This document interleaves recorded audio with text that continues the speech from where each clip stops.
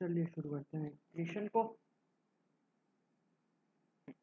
Animals accumulate ammonia, urea, uric acid, carbon dioxide, water and iodine, like बहुत सारे iodine and बहुत सारे ion, sorry iodine पता नहीं क्यों, मैं नमक के आयन ज़्यादा देख लिया जीवन में, like phosphate, sulphate etcetera. NaCl के आपको हर जगह दिख ही रहे हैं, आपको काफ़ी स्टार्टिंग से दिख रहे हैं आयन को। इधर बाय मेटाबॉलिक एक्टिविटी और other means which have excess injection, ज़्यादा खाना खा लियो। These substances have to be removed totally or partially in this chapter. Totally क्या निकालोगे तुम? Ammonia, urea. पार्शियली क्या निकालोगे तुम निकालोगे बाकी सारे सब्सटेंसेस आयन। पूरा नहीं निकाल दोगे, पूरा निकाल दोगे तो तुम भी पूरे निकल जाओगे देश पे डायरेक्ट, तो नहीं निकालने पूरे, ठीक है। विथ अब हम इस चैप्टर में पढ़ेंगे with special emphasis on nitrogenous waste.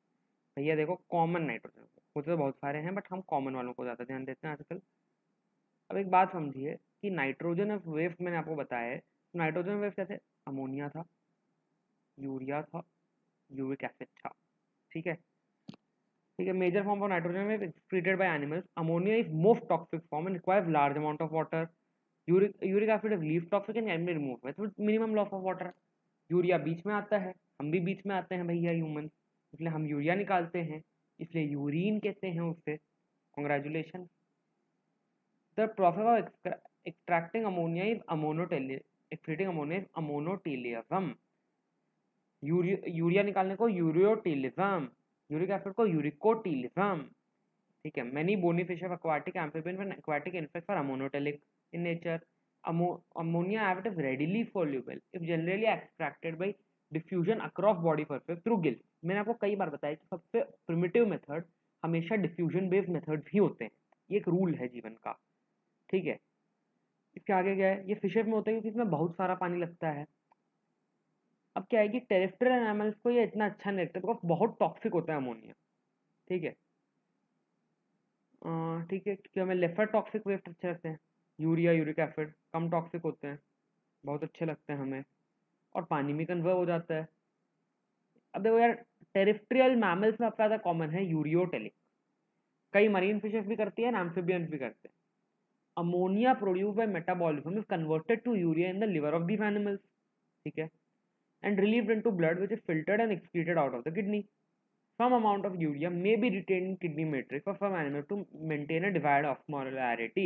ऐसा इन ह्यूमन में भी होता है, हम इसको पढ़ेंगे, ये होगा आपका हिनलेव लूप में वावारेक्टा काउंटर करंट मैकेनिज्म, तो ये पढ़ेंगे हम ये सब। और बर्ड्स में होता है आपका बहुत ज़्यादा, बर्ड्स में होता है, रेप्टाइल्स में होता है, लैंड स्नेल्स में होता है, इंसेक्ट्स में होता है, that is uricotelic, that is हम पेलेट के रूप में निकालते हैं। वो आपने देखा है ग्रीन ग्रीन सा बर्ड भी रहते हैं, वो गाउट होता है बट उसके अंदर यूरिक एसिड का भी अच्छा कंसंट्रेशन होता है। ये survey of animal kingdom presents a variety of excretory structures. In most of invertebrates, these structures are simple tubular forms, where vertebrates have complex tubular organs called kidneys. Some of the structures are mentioned here. प्रोटोनेफ्रेडिया या flame cells आपको मिलेंगे प्लेटिहेल्मिन्थीव में, सारे flatworms में जैसे planaria काट के बच जाता है वो वाला, रोटिफर्स में आपको मिल जाएगा ये सब, कुछ एनालिड्स में मिलेगा, सिफेलोकॉर्डेटा में मिलेगा। Cephalochordata is amphioxus by the way. उसके अलावा एक एम्फिऑक्सिस भी आता है, लैंडस्लेट भी आता है, बट ठीक है, we do not really care, landslide की इज्जत नहीं है देश में ज़्यादा। Protonephridia is mainly primarily concern with ionic and fluid volume regulation, that is osmoregulation, वो बॉडी की ऑस्मोलैरिटी मेंटेन कर लेता है। Nephridia tubular excretory structure of earthworms and other annelids. Nephridia help remove nitrogen as waste and maintain a fluid and ionic balance. Malphizian tubular excretory structure of most insects, including cockroaches. यहाँ पे होता है माल्फेजियन tubule. लेकिन nephridia कहाँ पर था भाई? Nephridia था आपके अर्थवर्म एनालिड्स में, उनके अलावा सबके पास था प्रोटोनेफ्रेडिया या पुराना नेफ्रिडिया फ्लेम सेल। इसके अलावा आपको आगे माल्फेजियन ट्यूब्यूल मिलता है। माल्फेजियन ट्यूब्यूल में आप देख सकते हैं नाइट्रोजनस वेस्ट भी निकाला जा रहा है एंड ऑस्मो रेगुलेशन भी हो रहा है, दोनों काम चालू हो चुके हैं। एंटीनल ग्लैंड या ग्रीन ग्लैंड आपको क्रस्टेशियंस में मिलेंगे, प्रॉन्स में, ये आपको क्रैब में भी मिलेगा, एंटीनल ग्लैंड या ग्रीन ग्लैंड। अगर आप लोग थोड़ा मास्टर शेफ कुकिंग देखते हैं तो आपको पता भी होगा कि हम लोग कभी भी एक लाइक प्रॉन को काटा जाएगा ना आपके सामने, लाइक श्रिम्प की बात नहीं हो रही, श्रिम्प में एक्चुअली इतना छोटा होता है, इतना मैटर नहीं करता, प्रॉन में से निकालना पड़ता है। मैंने उल्टा बोला, हाँ प्रॉन, प्रॉन छोटे होते हैं ना। एक मिनट यार, मैं नॉनवेज नहीं खाता हूँ, ऐसे ऐसे बातें क्यों आ जाती है। आई थिंक प्रॉन देखने पड़ जाएंगे एक बार। प्रॉन, उनको देख लेते हैं ना एक बार। हाँ जी, प्रॉन छोटे होते हैं, राइट, प्रॉन छोटे होते हैं। प्रॉन में नहीं निकालते बिकॉज प्रॉन में तो बहुत छोटा होता है, इतना कोई मैटर नहीं करता। श्रिम्प में निकाल दिया जाता है, एंड फिर आपके लॉबस्टर से निकालना पड़ता है ना, आपके क्रैब से निकालना पड़ता है। इन सब पे निकालना पड़ता है बिकॉज आप कोई और का वेस्ट क्यों खाओगे भाई, आपको तो जानवर खाना था। ह्यूमन एक्सक्रीटरी पे आते हैं। In human excretory system consists of one pair of kidneys, one pair of ureters, and a urinary bladder and a urethra. Kidney were reddish brown bean-shaped structure situated between levels of last thoracic and third lumbar vertebra. याद रखिए, last thoracic, third lumbar. Each kidney of an adult human measures 10 feet 12 centimeter in length, 5 to 7 centimeter in width, 2 to 3 centimeter in thickness, and average weight of 120 to 170 ग्राम। भैया ये सवाल बन जाएगा एक, match the following एकदम direct आ सकता है इस पे। आई थिंक ऐसे पूछा हुआ है क्वेश्चन, इधर उधर आए हुए हैं नीट में पहले कि कितना लेंथ होता है, बट मैच द फॉलोइंग में वहाँ पे चारों डेटा मांग सकते हैं। ये डेटा फेयर गेम है, याद रखिएगा, ये डेटा पता होना चाहिए। Towards the centre of the inner concave of the is a notch called hilum, through which the ureter, blood vessels and nerve enter. Inner to the hilum is a broad funnel-shaped structure called renal pelvis with projections called calyces. The outer layer of kidney were tough capsule. Inside kidney there are two bones, outer cortex, inner medulla. नाम है भैया, बाहर वाले को हमेशा ही cortex बोलते हैं, अंदर वाले को हमेशा ही मेडुला बोलते हैं। ध्यान रखना ये बात का, अभी एड्रेनल ग्लैंड पाएंगे तब भी ये वर्डिंग यूज होगी। The medulla is divided into few conical masses, medullary pyramids projected into the calyces. ठीक है, the cortex extends between the medullary pyramid called columns of Bertini. दिख नहीं रहा होगा ये सब, मेरा मुंह हटा, ये क्या है यार, ये हर बार ऐसा नहीं होना चाहिए यार। देखो ये देखो, मेरा मेरा मुंह क्यों रिफ्लेक्ट हो जाता है। मेडुलरी पिरामिड में कॉल्ड कॉलम्स ऑफ बर्चिनी। देखिए क्या है, ये लीजिए आपका पिरामिड है, ये मेडुलरी पिरामिड, ये यहाँ पे अंदर बीच में कैलिक्स है। सही बात है, क्या हो रहा है, मेडुलरी पिरामिड अंदर जा रहा है, बाहर कॉर्टेक्स है, अंदर मेडुला है। समझे बातचीत थोड़ी बहुत। ये कॉर्टेक्स है, ये सब मेडुला है। मैंने थोड़ा कॉर्टेक्स अंदर ड्राइंग कर दी, मेरे को ड्राइंग नहीं आती है, सीख लेंगे एक दिन। बट कॉर्टेक्स जब मेडुला के अंदर चला जाता है हम इसे कॉलम ऑफ बर्टीनी कहेंगे, कॉलम ऑफ बर्टीनी, रीनल कॉलम या कॉलम ऑफ बर्टीनी। डायग्राम को हटा देते हैं, डायग्राम को पास रहने देंगे। Each kidney have nearly 1 million complex tubular structure called nephrons, which are functional units. Each nephron have two parts. Yeah, glomerulus and renal tubule. Glomerulus is tuft of capillary formed by the afferent arteriole, a fine branch of renal artery. Blood from the glomerulus is carried away by efferent arteries. A for Anna, E for exit. A for Anna, E for exit. Afferent आ रहा है, efferent जा रहा है। अभी बता रहा हूँ, याद रख लिया करो। Renal tubule begins with a double-walled cup-shaped structure called Bowman's capsule, which encloses the glomerulus. Glomerulus, along with Bowman's capsule, is called Malpighian body of renal corpuscle. The tubule continue further to form a highly coiled network, proximal convoluted tubule. ठीक है, आइए I think अगले page पे nephron है। ये afferent आया, efferent गया, ये आपका ये जो ये टफ्ट है इसका नाम ग्लोमेरुलस दिया है, ये बोमन्स कैप्सूल है। होगा क्या, बहती है था ये जो ये नीचे जा रहा है ना ब्लड, इसका नाम है वाफा रेक्टा कहते हैं हम इसे। यहाँ पे आपका लूप ऑफ हेनले है, नीचे डिफेंड मारता है, ऊपर अफेंड मारता है। फिर यहाँ पे डिस्टल कन्वोल्यूटेड ट्यूब्यूल, ये आपका करेक्टिंग डक्ट। प्रॉक्सिमिटी कहते हो ना, प्रॉक्सिमिटी सेंसर, जो बच्चों को कंप्यूटर से ज़्यादा शौक हो, प्रॉक्सिमिटी सेंसर जो आप वर्डिंग यूज करते हैं, प्रॉक्सिमिटी मतलब आसपास। हाँ ये देखिए फोन है मेरा, फोन में देख सकते हैं, यहाँ पे आपको दिखता होगा छोटा सा, यहाँ पे बाल जैसे होते हैं, छोटे छेद से होते हैं, वो वहाँ पे आवाज़ तो आती है, वहाँ पे आपका प्रॉक्सिमिटी सेंसर होता है। इसलिए जब आप अपने फ़ोन के ऊपर अपना हाथ लाते हैं, swipe to unlock, what you call, देखा है फ़ोन को ऐसे अगर आप अपना हाथ ऊपर रखो तो वो खुल जाता है, जैसे आप ऐसे जैसे ऐसे टर्न टू अनलॉक होता है, वैसी चीज़ें वो प्रॉक्सिमिटी सेंसर के होते हैं काम। जिसे बोलते हैं या आस पास आप आए उसको सेंस करते हैं प्रॉक्सिमिटी सेंसर। तो वैसे ही प्रॉक्सिमिटी मतलब पास होना, तो प्रॉक्सिमल डिस्टल मतलब दूर होना, distal convoluted, proximal convoluted, distal convoluted. समझ आ गई बातचीत? आइए नेक्स्ट पेज पे आ जाते हैं। A hairpin shaped Henle loop. Next part of tubule which is defending an offending limb. The offending limb contains another highly coiled tubular region called distal convoluted tubule. The DCT of many nephrons open into straight tube called collecting duct, many of which converge in the opening of renal pelvis through medullary pyramid into the calyces. यहाँ पे आपको ureter होंगे, ureter ले जाएंगे इसको घर पे अपने। अब इसके अंदर और स्प्लिटिंग होती है बट वो आपको पढ़नी नहीं है क्योंकि ना पोर्शन में है ना कुछ और है। पेपर सॉल्व करेंगे, शायद अगर कोई क्वेश्चन दिखेगा मैं करवा दूंगा, बट उसका नीड नहीं है, नीड नहीं है तो पढ़ो मत बात को अभी के लिए यार। देखो चलो, the Malpighian corpus PCT DCT in nephron were situated in cortical region and the kidney whereas loop of Henle dip in medulla. In majority loop of Henle is very short, majority 85% होती है यहाँ पे, extends only very little into the medulla. इनको हम कहते हैं cortical nephron because ये cortex में थे ज़्यादा वक्त के लिए। In some nephron loop of Henle is very long and deep into medulla. These are called juxtamedullary nephron. ठीक है। The efferent arteriole emerging from the glomerular forms a fine capillary network around the renal tubule called the peritubular capillary. The minute vessel in the network runs parallel to Henle loop, forming a U-shaped vava recta. Vava recta is absent or highly reduced in the cortical nephron. आइए अब urine formation की बात करते हैं। Urine formation से एक बात आती है, मेरे को पानी भर के आना, पानी भरने का मेरे को 1 सेकंड दीजिए।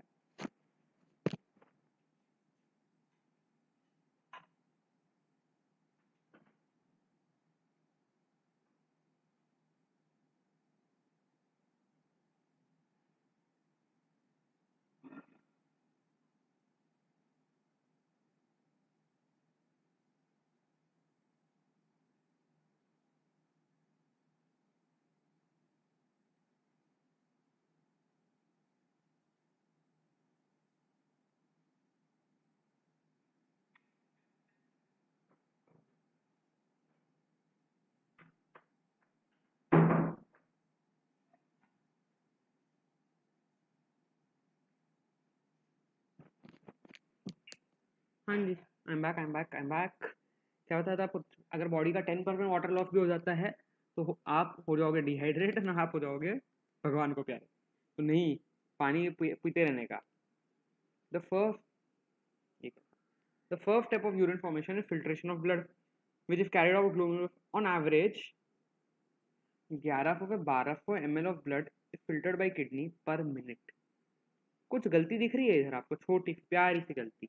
अगर हम 1200 ml ब्लड फिल्टर कर दें पर मिनट तो आपको एक इश्यू दिखेगा। पहले तो हम ऑलरेडी पढ़ चुके हैं कि आपका हार्ट पंप ही कर रहा है कुछ 5000 ml ब्लड, तो आप बोल रहे हो 1/5 ब्लड मैंने पर मिनट कर दिया। अरे भाई गजब। अब आगे आप सुनो, आगे और क्या इश्यू है। अगर मैं आपको बोलूँ 1200 पर मिनट मतलब 1 घंटे में तुमने कितना खून फिल्टर, ऐसे थोड़ा हो रहा होगा। कहीं ना कहीं अब आएगा रीअब्जॉर्प्शन। ये याद है ना, 1/5 ऑफ ब्लड हो जाएगी। अब तुम बोलोगे सर वहाँ पे आपने 5000 बोला, 5000 का हजार होता है 1/5, दोनों नंबर हजार से आधा है। क्या है भाई कि क्या है भाई कि तुमने मैथ्स पढ़ी हुई है, जिसने किताब लिखी है उसने शायद नहीं पढ़ी हुई है या उसको इतनी अच्छी लगती नहीं है मैथ, तो उसने मैथ्स के नंबरों के साथ बहुत गलत काम किए हैं। Glomerular capillary filtration through 3 layers: endothelium of glomerular blood vessels endothelium, the epithelium of Bowman capsule and the basement layer between them। समझे मतलब क्या? ये लो, यहाँ पे होगा ब्लड का एंडोथीलियम, यहाँ पे तो आपका इसका बोमन कैप्सूल का होगा, और इनके बीच में भी तो बेसमेंट मेम्ब्रेन होगी, बीच में इनको जोड़े रखने के लिए कुछ होगा ना। सैंडविच है भैया, ऊपर ब्रेड नीचे ब्रेड, बीच में तो फिलिंग है, फिलिंग तो है ना। बस वो ये फिलिंग की बात हो गई। तो यहाँ पे LGBT का झंडा जैसा बन गया मतलब। ठीक है, continue.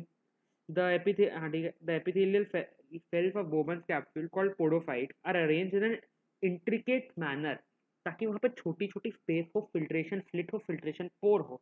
Blood is filtered so finely that almost all constituents of the plasma except proteins pass into the lumen of Bowman's capsule. Therefore, it is considered ultra filtration भाई साहब, समझ रहे हो। All constituents of plasma except protein pass into the lumen. Plasma का हर molecule woman capsule में घुस जाएगा, but protein नहीं घुसेंगे, सेल भी नहीं घुसेंगे। ज्ञान के लोगों, सेल भी नहीं घुसेंगे ढंग से अंदर। इतनी अक्ल कैसे लगानी है तुम्हें, क्योंकि प्रोटीन पे तो बढ़े हैं सेल। ये तो अक्ल लगा सकते थे तुम, प्रोटीन पे तो बढ़े ही होंगे सेल। चलो मतलब वो तो मतलब कोई ना कोई सोचा होगा, पर आरबीसी भी घुस जाता होगा तो मेरे यूरिन में खून क्यों नहीं है? अगर पहले अगर खून आ रहा है तो प्रॉब्लम है, दिखा लो डॉक्टर के। और काफी रीजन है यार, हम उस पे निकाल रहे हैं भाई, प्रोटीन ही नहीं घुस पा रहा तो ब्लड सेल क्या घुसेगा अंदर? चलो, the amount of filtrate form by kidney पर minute is called glomerular filtration rate. सही है। GFR in healthy individual is 125 ml a minute और 180 लीटर पर डे। बॉयज, पहली बात यहीं पे, बॉयज एंड गर्ल्स एक्चुअली, पहली बात आपको यही समझ जानी है कि आपके बॉडी में 180 लीटर पानी है भी नहीं। तो 180 लीटर फिल्टर रेट बन रहा है तो मैक्सिमम वापस बॉडी में जा रहा होगा, वरना तुम 180 लीटर कितना पानी होता है भाई? स्विमिंग पूल में नहीं होता इतना पानी, अगर तुम सोचो एक ढंग के साइज में सोचा जाए तो। देखो, अगर स्विमिंग पूल कुछ 1 metre by 1 metre by 1 metre होगा तो ये उसमें 1000 लीटर होंगे।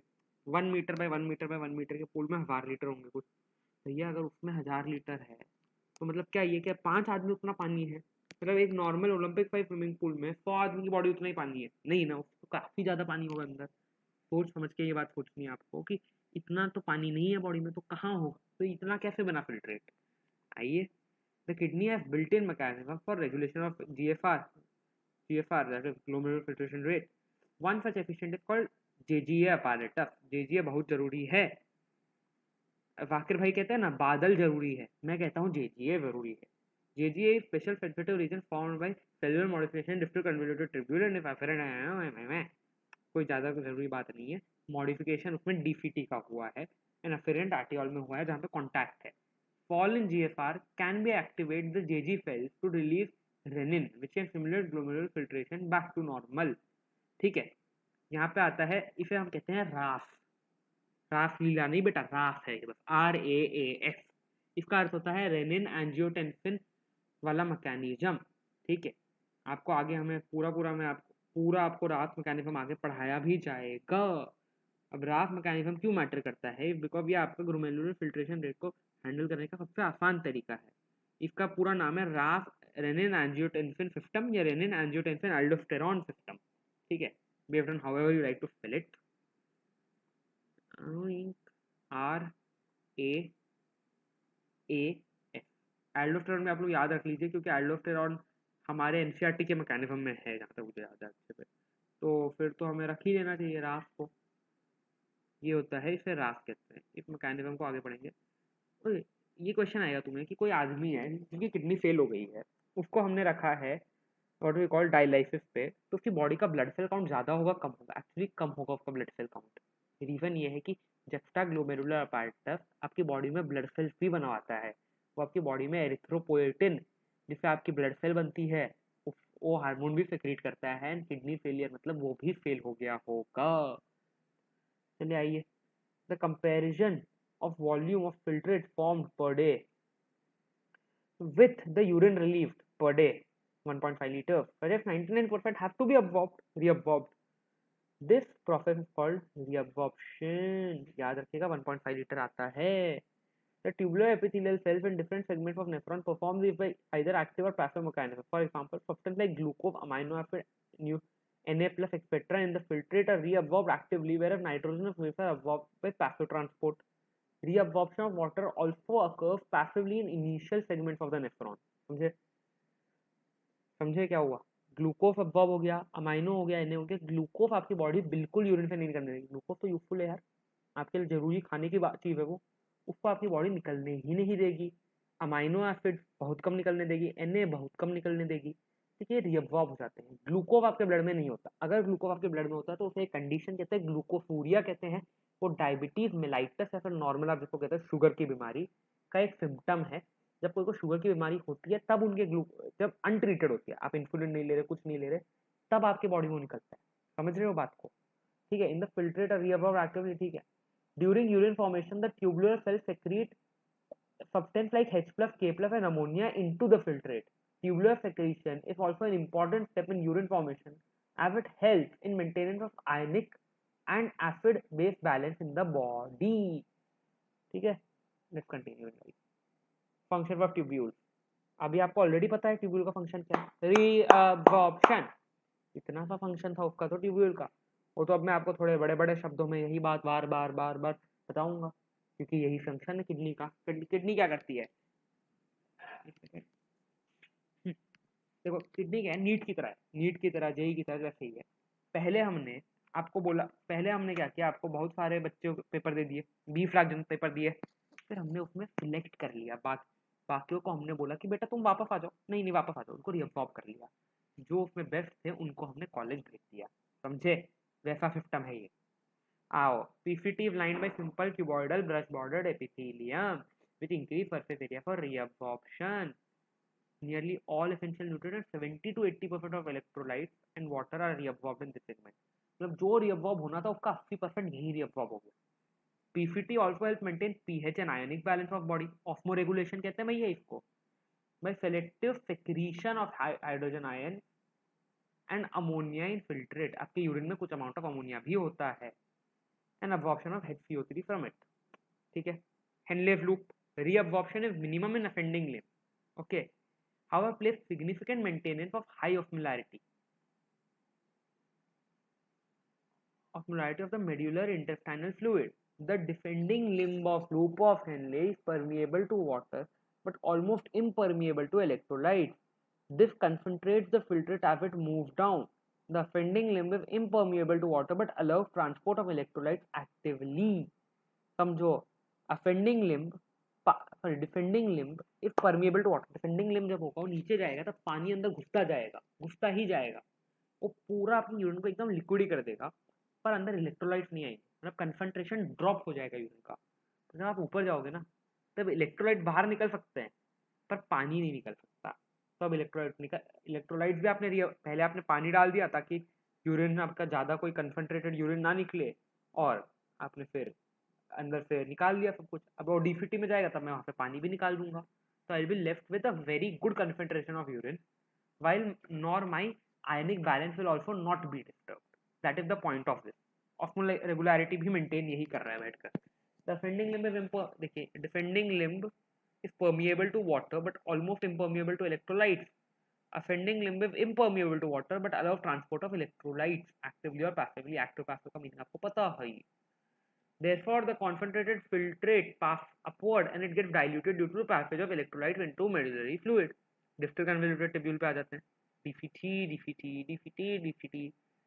Conditional reabsorption of Na plus and water takes place in this segment. DFT is also capable of reabsorption of HCO3 minus and selective secretion of hydrogen potassium ions and NH3 to maintain the pH of sodium potassium balance in the blood. क्या निकला, पानी निकल गया, Na निकल गया, HCO3 निकल गया. हम हाइड्रोजन और पोटेशियम अंदर डाल देते हैं, हम Na निकालते हैं, वो डालते हैं, HCO3 निकालते हैं, H+ डालते हैं, यूरिन एसिडिक होती है. उसका एक फायदा भी है बहुत अच्छा. क्या होता है कि आपका यूरिथ्रा के अंदर अगर लेट से कुछ घुसा हुआ है, कोई बैक्टीरिया है जो यूरिनरी ट्रैक को इन्फेक्ट कर सकता है, यूरिन एसिडिक है भैया, आएगा बैक्टीरिया, खचैक उड़ गया. ये लो अब यहाँ पे आपको दिख रहा होगा, आपको सब कुछ आपको एक इमेज में दिखा दिया है एनसीईआरटी ने. आपको HCO3 निकल रहा है, NaCl निकल रहा है, H2 निकल रहा है, न्यूट्रिएंट निकल रहा है, K+ निकल रहा है. समझ रहे हो, H+ आ रहा है, NH3 आ रहा है, नीचे जा रहे हैं, नीचे जा रहे हैं, नीचे जा रहे हैं, नीचे जा रहे हैं, H2O निकल रहा है, ऊपर आ रहे हैं, NaCl निकल रहा है. आप देख सकते हैं यहाँ का जो यूरिया रिअब्सॉर्ब हुआ था यहाँ पे डाल दिया गया है. इससे क्या होता है, मेड्यूला के अंदर हम कुछ अमाउंट ऑफ यूरिया बनाए रखते हैं. That is to make sure कि यूरिया बाहर से अंदर नहीं आ जाए. समझो, कॉन्सेंट्रेशन ग्रेडियंट मेंटेन किया गया है. ऊपर गए NaCl और निकल गया, ऊपर गए NaCl और निकल गया, H2O निकल गया, HCO3 निकल गया, K+ H+ ऐड हो गए, एंड फिर एकदम से हमने निकाल दिया. Let's continue in life. Collecting duct, ये छुप गया होगा, कलेक्टिंग डक्ट छुपा मेरे, चलिए आ जाइए. Collecting duct, long duct extends from cortex of kidney to inner parts of medulla. Large amount of water could be reabsorbed from this region to produce a concentrated urine. This segment allows for passage of small amounts of urea into the medullary intestinium and keep up the osmolarity. It plays a role in maintenance of pH and ionic balance of blood by selective secretion of H+ and K+ ions. ठीक है, वही बात है यार, पानी यहाँ से अब रिअब्सॉर्ब आता है ताकि यूरिन कंसंट्रेट हो जाए। ये सेगमेंट के अंदर आपको small amount of urea is reabsorbed also. Okay, ठीक है, आयनिक बैलेंस बन जाता है, H+K+ का सेक्रेशन होता है। ठीक है, मैं इसको वापस ऊपर कर देता हूँ, मैं अपने मुंह को भी कहीं और ले जाता हूँ। चल भाई, आते एक साइड आता। हाँ जी, mammals have the ability to produce concentrated urine. The Henle's loop and Vava recta play a significant role in this. The flow of filtrate in the two limbs of loop of Henle in opposite direction thus forms a counter current. The flow of blood through two limbs of Vava recta is, अब क्या है कि देखो इस प्रकार ये जा रहा है ब्लड, इस प्रकार आ रहा है, समझे, एकदम ऑपोजिट डायरेक्शन में। काउंटर करंट मैकेनिज्म का मैंने आई थिंक फोटो डाला। हाँ जी, देखिए यहाँ पे ऐसे जा रहा है, ये यहाँ पे ऐसे जा रहा है। इससे होगा क्या, इससे होगा क्या कि ये जो निकालेगा वो ब्लड ले जाएगा, समझो। यहाँ से जो निकलेगा वो सीधा ब्लड में आ सकता है, एंड ब्लड उसको ले जाएगा दूर, कहीं दूर।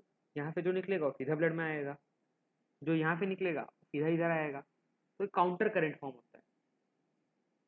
आ जाते हैं पीछे। Counter current, the proximity between as well as counter current helps in maintaining and increasing toward medullary interference, that is from 300 in cortex to 1200 in medulla।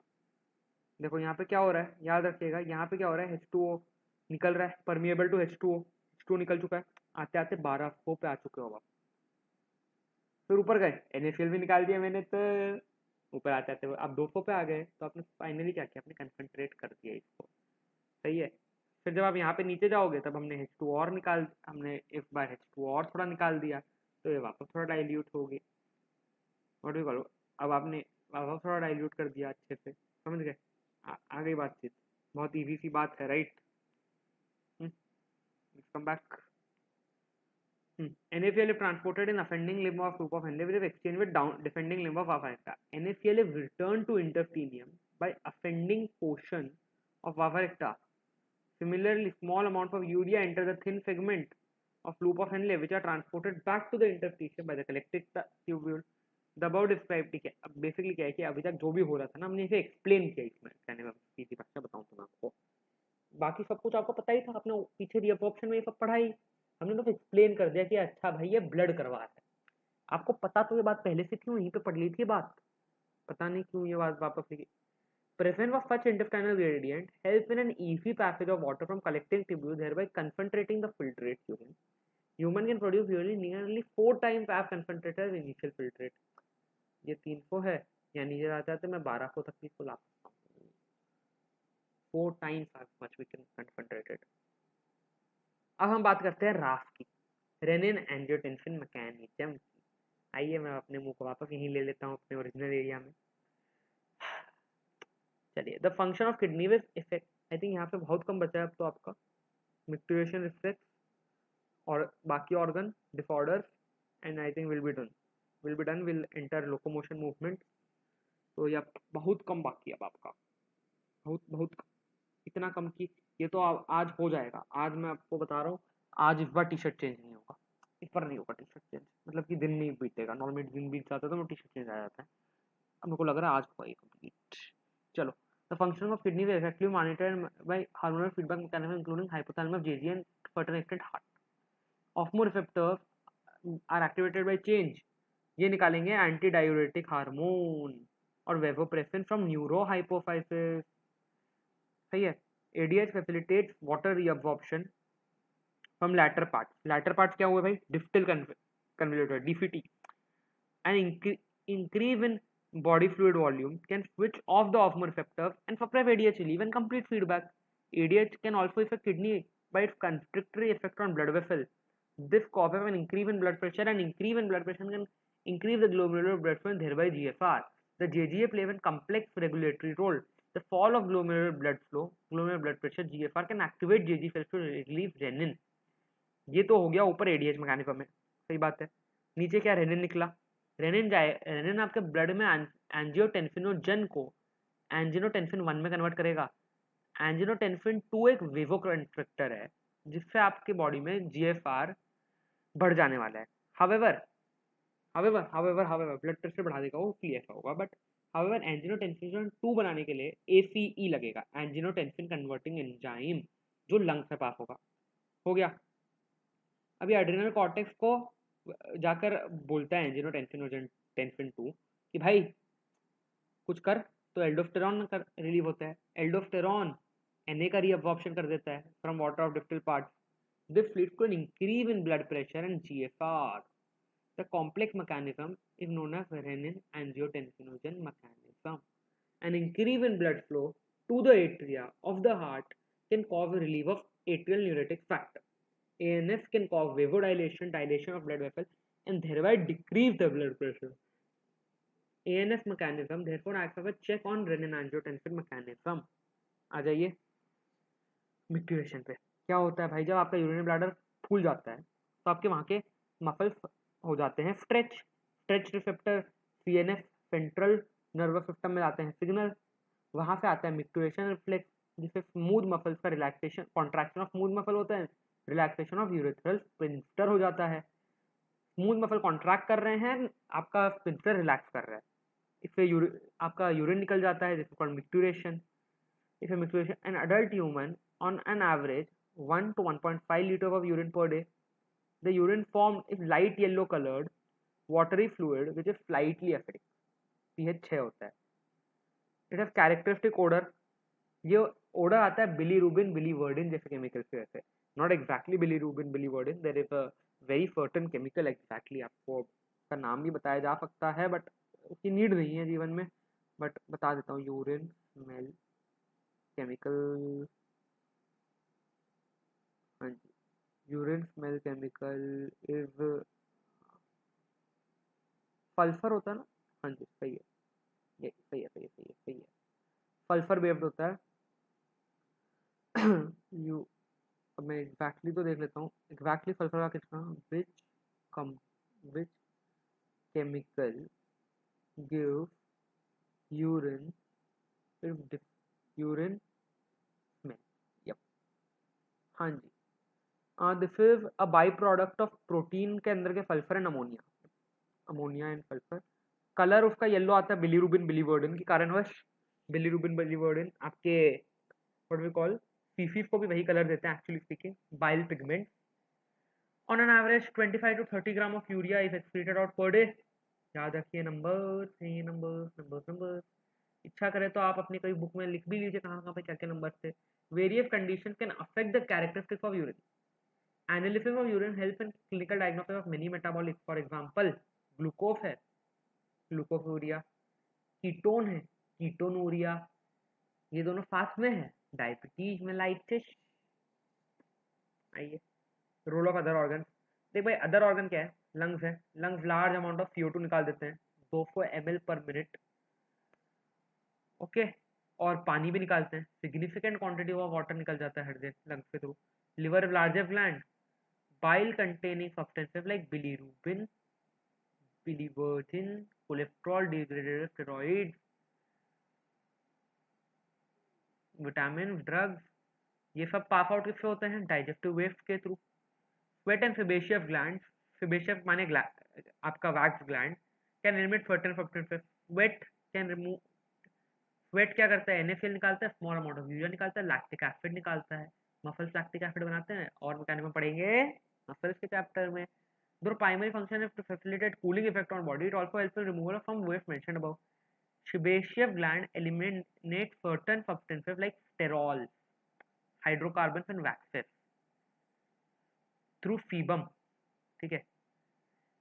This secretion provides protective oily covering for skin. देखना sterol, hydrocarbon, wax, ये तीनों ही तो आपके carbon based compounds हैं. Do you know that small amounts of nitrogen waste can also be eliminated to saliva? हाँ, अब disorders की बात करते हैं भाई. एक होता है यूरेमिया, ब्लड में यूरिन बहुत सारी आ गई, इसके कारण कई बार किडनी फेलियर हो जाता है, इस कारण हमें हीमोडायलिसिस करना पड़ता है. डायलिसिस में ब्लड हम ड्रेन करते हैं कन्वीनियंट आर्टरी से, जो भी आर्टरी अच्छी लगे, एक आर्टिफिशियल किडनी में. यहाँ पे डायलाइजिंग यूनिट में आता है after adding N anticoagulant like heparin. मैंने बताया था जैसे ही ब्लड कहीं से निकला वो कोगुलेट मारेगा, आपकी सेल्स को कोगुलेट करवाएगी. तो इंस्टेड हमने वहाँ पे एक हिपैरिन डाल दिया जिससे कोगुलेशन रुक गया वहाँ पे. याद रखिए बेसोफिल्स भी हिपैरिन निकालती है, बट हिपैरिन वो कोगुलेशन रोकने के लिए नहीं निकालती, वो तब निकालती है वो जब कोई बैक्टीरिया जैसा कुछ एलर्जेंट आपकी बॉडी में है, समझे। The unit convert contains a coiled fallopian tube, एक डायलाइसिस फ्लूइड होता है जिसमें आपके ब्लड के सेम प्लाज्मा के सेम कंपोजिशन होता है other than nitrogen. Nitrogen wave निकल गया फिर क्या होता है, ये सब आप ये डायलाइसिस फ्लूइड में निकल गया, वो आपके बॉडी से अंदर आ गया, वेन एंटी हेपारिन आप डाल दिया हमने, जिससे सही हो। This method is boon for thousands of uremic patient around the world. Kidney transplant is ultimate method of renal failure को सही करने का। फंक्शनिंग किडनी लेते हैं डोनर से, प्रेफरेबली क्लोज रिलेटिव, ताकि इम्यून सिस्टम उसे रिजेक्ट ना कर दे। मॉडर्न क्लिनिकल प्रोसेस से ये वाली टेक्निक भी सही हो जाती है। आइए रीन, अब आप थोड़ी और चीज़ें पढ़ते हैं। रीनल कल्कुलाई, स्टोन बन जाना, ऑक्सैलेट्स होते हैं नॉर्मली, इनफाइड kidney, glomerular nephritis, glomeruli of kidney आपकी इन्फ्लेमेट हो गई। बस इतना ही है। आज अब हम पढ़ेंगे लोकोमोशन एंड मूवमेंट, और उससे उसके बीच में हम लेंगे एक छोटू सा ब्रेक। अब देख सकते हैं किडनी का चैप्टर काफ़ी छोटा था, लोकोमोशन एंड मूवमेंट भी कोई ज़्यादा लंबा चैप्टर नहीं है। आगे न्यूरल के दोनों चैप्टर थोड़े लंबे आएंगे। बस फिर आई थिंक इस बार हो जाएगा हमारा। आपने फिर 11th फिजियोलॉजी खत्म कर ली है, फिर आप तब आएंगे उस पर। बट चलिए अब लेते हैं छोटा सा ब्रेक।